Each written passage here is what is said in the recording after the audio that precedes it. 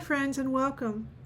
Today's video is going to be a heartfelt one because we're talking about reclaiming your authentic true self after experiencing narcissistic abuse. This video will only briefly discuss what narcissistic abuse actually is, but the details will be a bit personal about my own history, so as to allow you to return to your wholeness.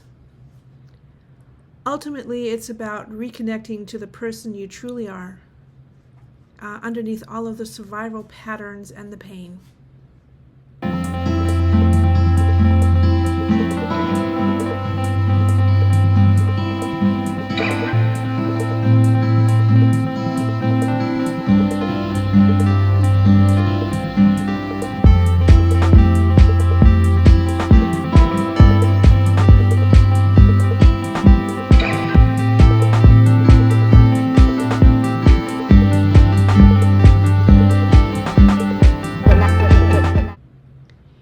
Let's start by recognizing the signs. Before we can truly reclaim who we are, we need to understand what it is we've actually just survived.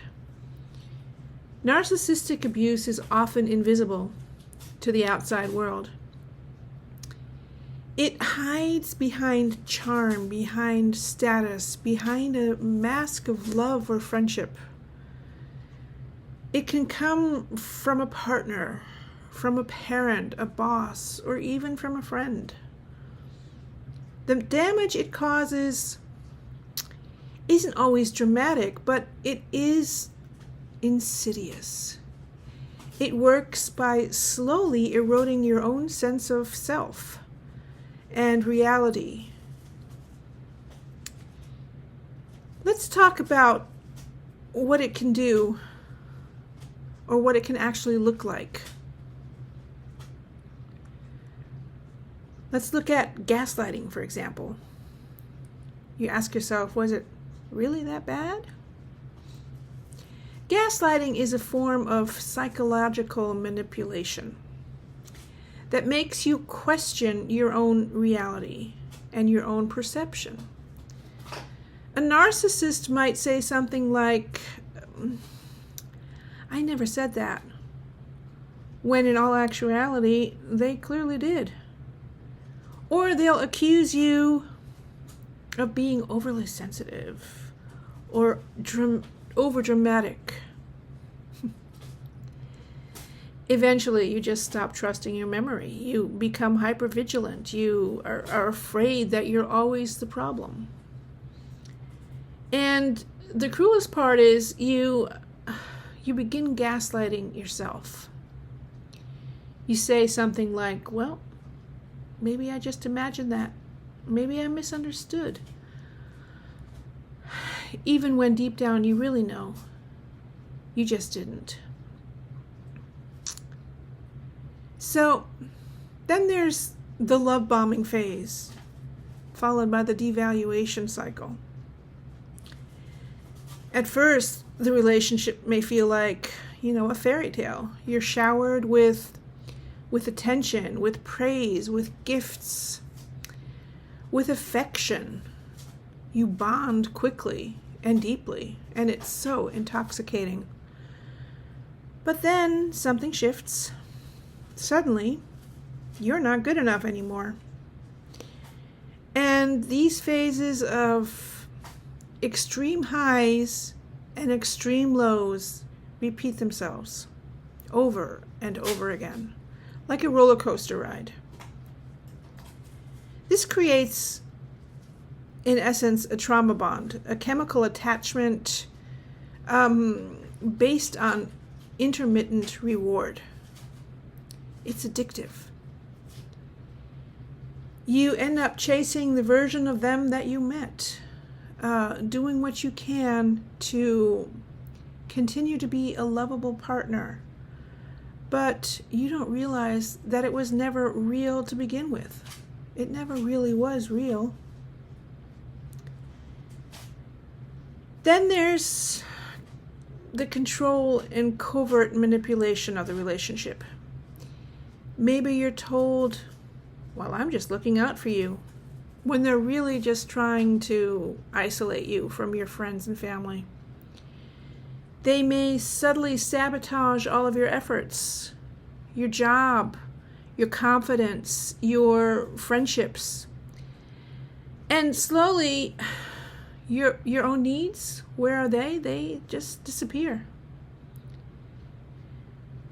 Then you have the feeling that you're always walking on eggshells. You may have found yourself constantly, excuse me, monitoring your tone, your words, your behavior.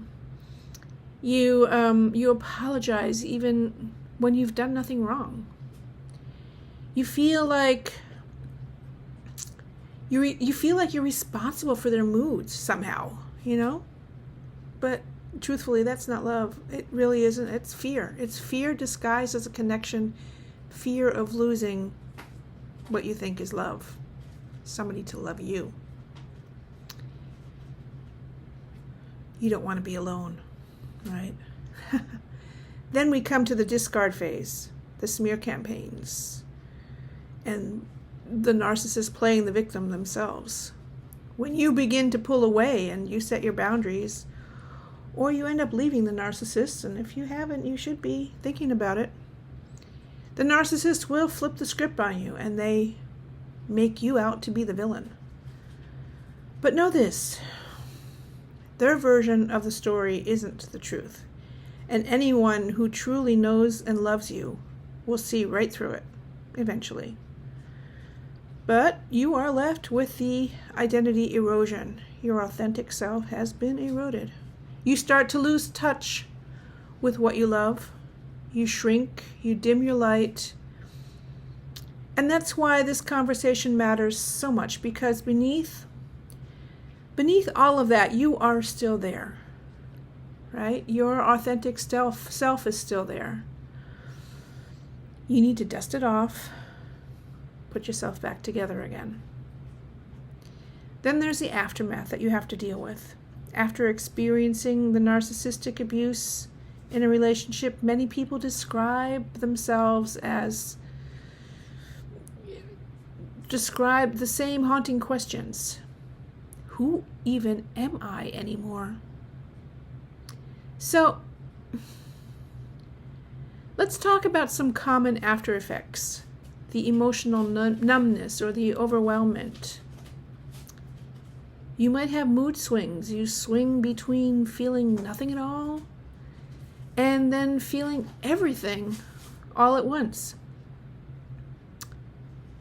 Healing is messy.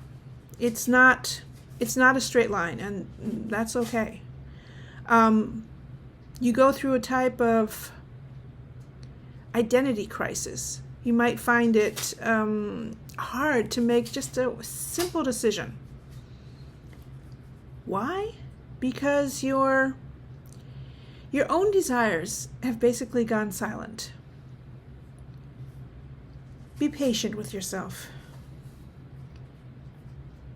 You experience guilt and self-blame. You may think, why did I even let this happen?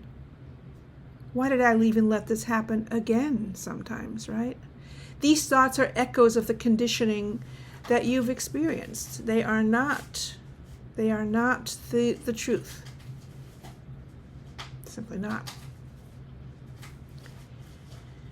Then you go through a period of loneliness and isolation. You may also lose social circles. You can feel like you're starting at zero. You're starting from zero, but the people you attract after reclaiming your authenticity will be the real ones, and that's where I feel I am right now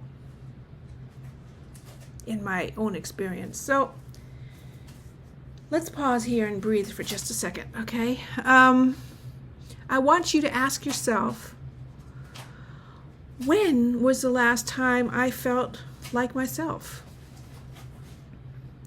Your authentic self isn't a performance. You're not on stage.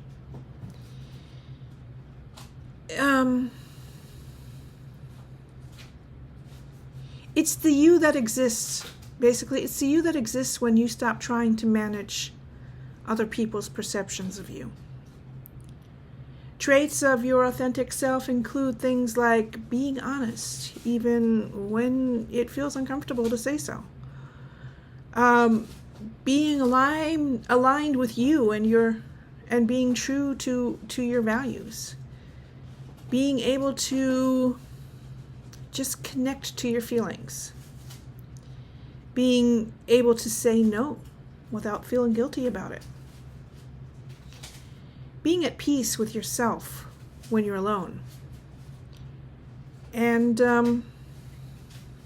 that's a biggie. That's a big one. And let's talk just a little bit about what blocks your authenticity after the abuse that you've been through. After some point in your relationship, you got punished just for being you. You remember that feeling? Just for being yourself. But hopefully, you're not in that relationship anymore, are you? If you are, take steps to get out of it. You need to find your authentic personality.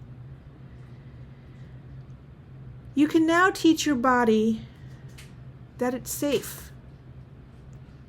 Safe is the word. You want to be safe. It's safe to show up. So now I'm getting back to my writing with spirit, and I was writing the other day about things like this, and I realized something that I just wanted to talk about. I was looking at images. I was playing with ChatGPT, and I was creating, thumbnails and things like that for this video, and I was looking at the images that ChatGPT created of me, and I realized they look nothing like me. And it upset me greatly because I had uploaded an image of myself that I really love. But that image that the ChatGPT created, that was not me. Or was it? But the one that AI created of me, it was just entirely distorted. It was a distorted depiction of who I believe myself to be. Of me, the real me. And then I think about it some more and I recognize something. I've always thought that the problem in my life is that I don't love myself enough. The thing is, though, I adore myself. I do love myself for me. What's missing is the fact that others don't seem to see me the way I see myself. There's a distortion there. What is it? Why is it? Am I not authentic enough? Am I not allowing my true self to shine? Am I different with others than I am when I'm with myself alone?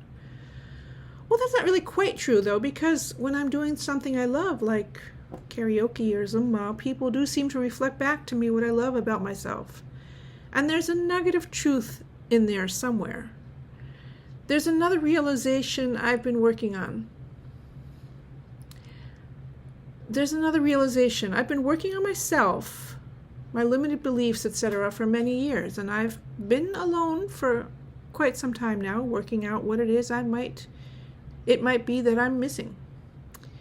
Perhaps it's that I'm not missing anything. It's just taking time for everyone else to catch up. Again, I'm rambling, but what if? Susie, my spirit guides, chime in here. Are you saying you're too good for this world? Ha ha, I laugh. No, very funny. No, I'm saying there's a disconnect between how I'm treated and how I want to be treated, and I can't quite put a finger on it. Perhaps my walls are still up and I'm not portraying my authentic self. Actually, learning how to manifest may not be the next step for me. After all, for me, I know how to manifest, at least in theory, and I've had success with it in the past. Yet it seems right now I'm experiencing a block. So perhaps that block might be because I'm not allowing my true self, the one I completely adore, to shine through. When I see images of my face all scrunched up in some selfies that I've done or that other people take, I realize how everyday stresses and frustrations are actually affecting me, and the trick might actually be to soften those stresses and those frustrations, to put them in their place at a lower level. Is any of this making sense? All of my life, I've had a tendency to judge myself, in part based on how others saw me. Growing up with a narcissistic father put me on a path to thinking love needs to be earned. Do good. Be a good little girl. Don't speak your mind. Choose your words carefully. Always smile. Accept male authority. That was what it took to be loved. Yet in my relationships later on, the beginnings of the love affair were always wonderful. But inevitably, I began to rebel against the role that I put myself in. Not only was I rebelling against my partner, I was rebelling against what I was taught to be true. And an inner turmoil erupted. This influenced basically everything in my life, my ability to stand up for myself, and most importantly, my ability to lead others. Because, truth be told, I do feel that I'm a teacher and a born leader. I thrive in that particular role, but still, old habits die hard, and I will fold too quickly to authority, because at the same time, I'm always critical to the so-called authorities, those male figures in my life who tried to put me down, tried to put me in my place. Out of habit, I would succumb because, well, who am I to rock the boat? And strange, isn't it? Who's the authority here? Who is it in your own life? You should be your own authority. You and your connection to the divine. No one else. Isn't that what our nation was built on? So-called inalienable rights, life, liberty, and the pursuit of happiness, personal independence. Over the years, though, I chose one narcissist after the next as my life partner, always the same ideal, a reflection of my father, of the father figure I grew up with. My father died at an early age, so my image of the male counterpart for my life was a bit skewed. It had been formed for me before the age of 13. He died when I was 14. I never had the chance to have a good, healthy adult conversation with my dad. Now, my sister feels she missed out on her father entirely because we as children grew up separately. She was with our mom and I was with our dad, and honestly, I feel she was better off. Trying to prove your worthiness to your father does create a handicap going forward. Not that she had it any better trying to be the adult with our mom, but that's a different story. So the fact is, we both had our own struggles that we had to learn to overcome. But I digress. This is where I'm actually headed with all of this. I've been working on self-improvement for quite some time. I've been doing the work, writing gratitude journals, learning how to manifest, and I've had some amazing breakthroughs at times. I do love myself very much, so I have developed an amazing relationship with my spirit guides, and I fall back on them when I need guidance, basically daily. I'm grateful for that, yet I still have a tendency to beat up on myself, to allow my so-called flaws to be greater in my mind than they truly are. I really can't blame my dad, honestly, because at age 41, when he passed away, he was far from being developed enough to be considered a wise man. The skeletons in his closet were definitely eating away at his health.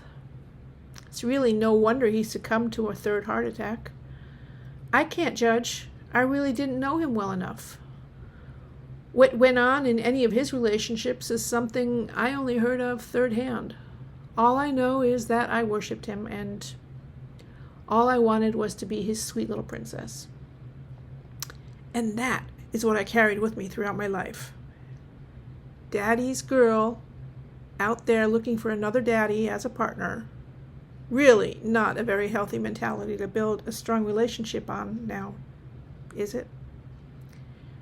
I call it the little girl complex. Prove to your man, prove to him or your partner you're worth loving, and carry that into every single relationship after that. Become trapped by the flawed narcissist, by the flawed narcissistic men or partners who themselves are hurt and need healing. I went through the same cycle every single time, trying to save them, trying to heal their hurt, kiss their boo-boos, while trying to prove my own worthiness. Those of you who know what I'm talking about, well, we are smart, intelligent, sophisticated, educated women. We are born teachers and leaders, yet we have trained ourselves to fail, to fall flat because of this trap in our heads.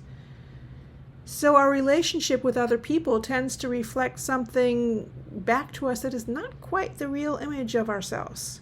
We ask ourselves, potentially, are they mad at me? Did I do something wrong? And our relationships, in effect, are muddled. They are confused. Like I said, I've done the work. And when I'm alone with my spirit guides, I feel like I should be able to take on the world, manifest anything I desire, be the queen of my surroundings. Still, others seem to think differently, or at least I think in my head they think differently. I think they see things differently. Who am I to be so uppity, to feel so empowered, to want more from life than what life is offering? And so those of us who've been there, we get so far, and then we think what we want will inevitably manifest. But then all of a sudden, it falls flat. Another failure. Honestly, it's a trap. It's a hamster wheel. Okay, I'm not really quite sure where I'm going with all of this. I started out by saying what is missing in the manifestation work is our ability to be our authentic selves. I think if you've been through narcissistic abuse in your life, forever questioning your own worth and your values, as a result, your authentic self kind of gets lost. It needs to be dug up, dusted off, polished, and presented to the world with pride. You can't really do this on your own. You need a support group, people who love you. So the community I'm looking for right now is made up of those that get it and want to support each other, you know? And as I write this, I think, I'm not sure I'll ever find that. Not sure that's going to happen. Well, these are Susie Spirit Ramblings, so I reach out to my spirit guides and ask them, what do you have to say to this and offer here? Breathing and exhaling. And they say to me, let go, Susie. Let go and let us take over. Your writings are intelligent, full of deep understanding, yet you aren't over-analyzing. Life isn't quite as complicated as you make it out to be. We know what you need. We are making that happen for you. Your fear right now is taking hold of you, which makes you typically overanalyze things. But things will get better. Love yourself a little bit more. Susie, you say you love yourself, but love yourself even more. You are here for a reason. Be the light for others. Guide the way. You are meant to be a leader. People will recognize your strengths. There are many options available to you. Your gaze is a bit hazy. You cannot see everything clearly right now. Your self-doubt is putting a slight fuzz on everything. Being your authentic self also means you need to be among people. I've been sitting around at home for too long. You will need to start looking for a new tribe. Let the old one go until it reaches back out to you, and it will, once it falls apart. Find another tribe, one that aligns with what you've been learning. One that is not quite as self-absorbed. One that wants to assist others. You can, for example, find ways to earn money by officiating weddings, by writing, by joining nonprofits that can use your skills. Your skills will be much needed in the future. Thank you, my guides. So let's move on. The journey back to you. Now that we remembered what authenticity means, let's explore how to return to yourself. Relearn to use your voice. Journal freely. Ask what you believe and want. Speak your thoughts out loud. Reconnect with your body. Do some grounding and breath work, meditation. Do some gentle movements, perhaps yoga, or you can come to my Zumba class. Notice any of your felt responses. Redefine your boundaries as an act of self-respect. Start small, like, let me get back to you on that one. Don't over-explain. List your non-negotiables. Reclaim your joy and curiosity. Rediscover play, exploration, creativity. Follow your interests before you feel ready. Then go on and choose your mirrors, not masks. Seek out safe, reciprocal connections, those that reflect your love of others and reflect it back to you. Let go of relationships that require hard work and performance. They're not worth it. Rebuild your trust with yourself. Keep the small promises you make to yourself and practice self-compassion. And most importantly, when learning to manifest and living spiritually, honor your instincts. Then let grief be part of the process. Grieve the lost time, the lost versions of you. Soothe yourself and be proud of who you are becoming. Whatever you do, though, don't grieve the loss of the narcissist or your vision of what you wanted that relationship to be. Grief makes space for new growth, and then affirm your right to be real. I have the right to be who I truly am.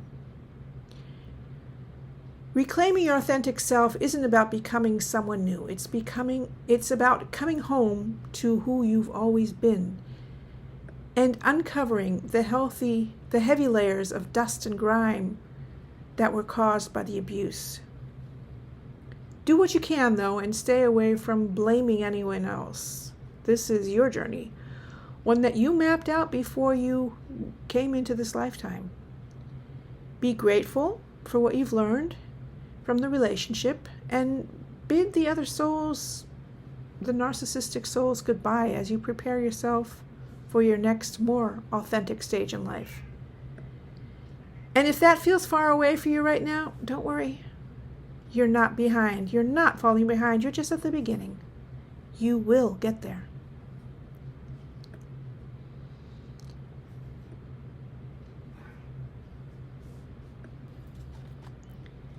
So, got my cards. And we're just going to pull a few cards to close this out and see what the tarot has to say about living our authentic self. What question are we asking? Who are we? Who are we after this long journey that we've been through? Let's just ask it that way and see what comes up.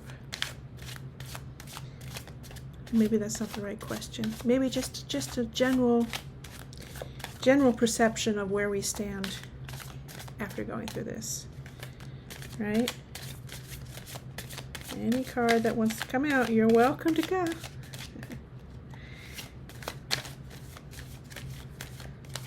There we go, this one. This one's sticking.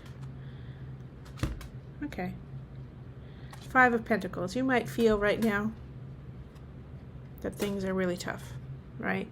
You're going, there's a church window. You could go into the church. You're not in the church. You're just walking by and just feeling sorry for yourself. But you see the church. There's help there. There's a community out there that is willing to help you. So remember to reach out to people who love you. And just admit, I'm having a rough time. Can we talk? Can we do something? Can you help me? Anything else?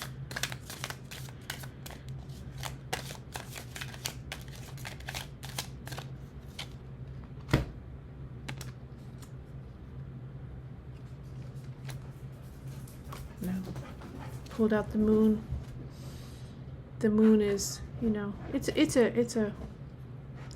dark journey, howling at the moon. But look, they're going towards the moon. There's hope back there in the background. So look, even the lobster is moving towards the light. So we're going through really rough times, people, and it's just, you know, some of us have had it harder than others. I'm not saying I'm a victim, because like I said, we all chose this journey that we're on, and we're here to learn somehow, right? And why? Who knows? Abraham Hicks cards. Let's see what they have to add to this. Let's see if I can find something here.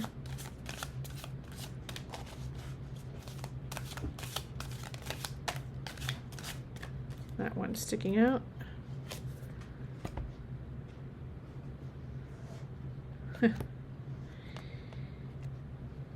Anything I can imagine being, doing, or having, I can be, do, or have. That's it. Ask yourself, as you ask yourself why you want it, the essence of your desire is activated and the universe begins to bring it to you. So keep on trucking, keep on thinking about what it is you want, and it's fine. It's going to be turning out fine. Yep.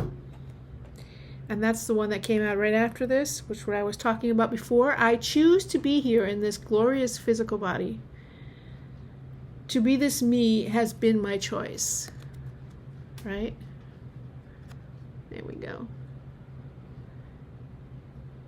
You choose the opportunity to experience this delicious contrast and to co-create with other joy-seeking beings, to fine-tune the process of deliberate thought. What, where, when, and with whom you create are your choices too. That's what we just said. So you chose this lifetime, you chose these lessons. There's a reason for it, and it's to bring out your magnificent, authentic self, because it's there. You've just been hiding it. Bring it back out. And one more from the Wisdom of the Oracles, again, Colette Baron Reed. Keep getting that one with all that glitters every single time I pull this out. Okay. Ay, ay, ay, ay, ay. Not for you. That makes sense. That relationship that you were in, the narcissistic abuse, was not for you, because your true self is not coming forward. And trust in your higher power. Yeah, I think. And then, while you're learning this, we are between worlds. We're all, the collective is coming into a whole brand new world. A whole new world. Okay, Susie, stop singing. You're coming into a whole new world. We all are. And we are on a journey, a spiritual journey of finding ourselves, our way there. So, if you've liked this video, if it's helpful, I'm glad. Reach out to me. We can create our own little community of, growing and learning. So just say hello, comment, like, subscribe. I would love more subscribers, love more comments, and I love you all. So thank you for being here, and thank you for joining me. Have a great evening or rest of your day. Talk to you soon.